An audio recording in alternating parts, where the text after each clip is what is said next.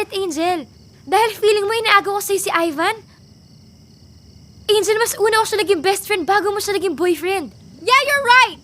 Pero best friend ka lang! Oo, alam ko na best friend lang ako. Kaya nga ginagawa ko to para makatulong ako sa problema ni Tita Gwen.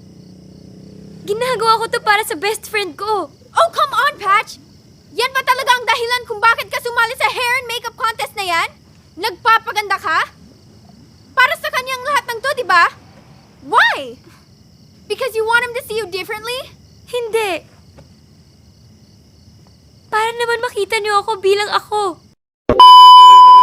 My God, Kali! Tagal-tagal na nun! Pero yung matagal na yun, nandito pa rin! That was just one mistake! Isa lang! Kay isa, dalawa, tatlo, pareho lang yon. Sumasaw ka pa rin sa iba! Lasing ako nun! Lintik na palusot yun! Kahit lasing ka, alam mo ang ginagawa mo! Kaya nga, nag-sorry kagad ako sa'yo nun, di ba?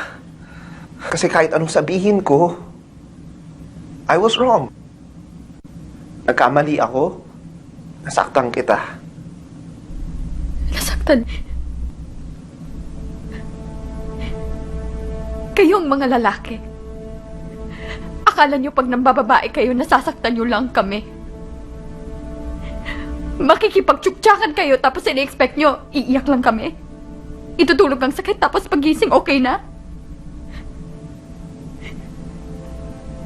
Yun ang pangarap namin. Sana nga ganun lang kadali yun. Kaso hindi. Walang tigil ang takbo ng utak namin. Pinipilit sagutin ng maraming tanong. Bakit niya kaya nagawa yun? Am I not enough? May kulang ba sa akin? May mali ba sa akin? Pangit ba ako? Pangit ba ang katawan ko? Kapalit-palit ba ako? Then why? Bakit mo ako nagawang lokohin?